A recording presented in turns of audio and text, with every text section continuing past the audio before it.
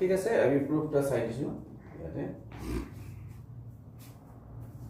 প্ৰুফটো চাবা তাৰমানে ইয়াতে হয় কি আইডেন্টিটিটো আমি ইউজ কৰোঁ সদায় sin স্কয়াৰ থিটা প্লাস cos স্কয়াৰ থিটা ইকুয়াল টু 1 তো ইহঁতে কৰিছে কি সেইটাকে কয় যা প্ৰুফ কৰে এটা তো কি কৰিবি কেনেকৈ প্ৰুফ কৰিবা তো প্ৰুফত কৰিবা এনেকে ৰাইট ট্ৰায়াঙ্গেল এটা লবা ঠিক আছে ৰাইট ট্ৰায়াঙ্গেল লবা এক্সাম্পল ভালকে আঁকিবা আৰু কমন কৰিবি ইয়াতে ABC is a right triangle right angle P it is our in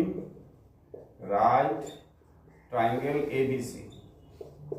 in right triangle ABC what can you say sin theta or here in this case sin A এটা কাম কৰা ABC right triangle to A ইয়াত লৈ লোৱা তোমালোকৰ সুবিধা হ'ব ABC এনেকে চোৱাটো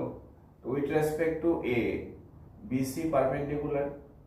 AB is your base and this is your hypotenuse here এটা sin A কি আছিল কোৱা sin theta কি কৈছিল perpendicular by hypotenuse তো তোমালোকে লিখা perpendicular P by P লিখাতকে BC লিখি দিয়া BC by hypotenuse key AC ठीक তেনেকে cos A পাব পারবা cos A কি আছিল base by hypotenuse base hall AB আৰু hypotenuse কি AC তো sin A cos A লিখিলো এতিয়া তুমি sin স্কয়ার A তাৰ মানে sin A whole square equal to ইয়াক স্কয়াৰ কৰা BC স্কয়ার বাই কি আহিব AC স্কয়ার তো sin A হোল স্কয়ার মানে তো sin square A equal to BC square by AC square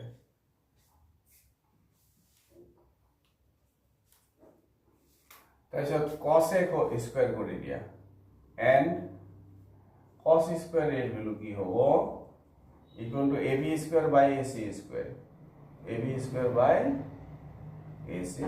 square এখানে লেখা হয়েছে না আচ্ছা এটা সব এখানে রাখ করে দিব তো আমি sin এর ডেফিনিশন মতে লিখি ললো cos A বাই ডেফিনিশন পাই গলো বেস বাই হাইপোটেনাস তাইছত স্কয়ার আছে কারণে স্কয়ার কৰি ভ্যালু কিটা ওলাই ললা এতিয়া পড়া কি sin স্কয়ার A প্লাস করে দিয়া cos স্কয়ার A প্লাস করে দিলে sin স্কয়ার A মানে কি পাবো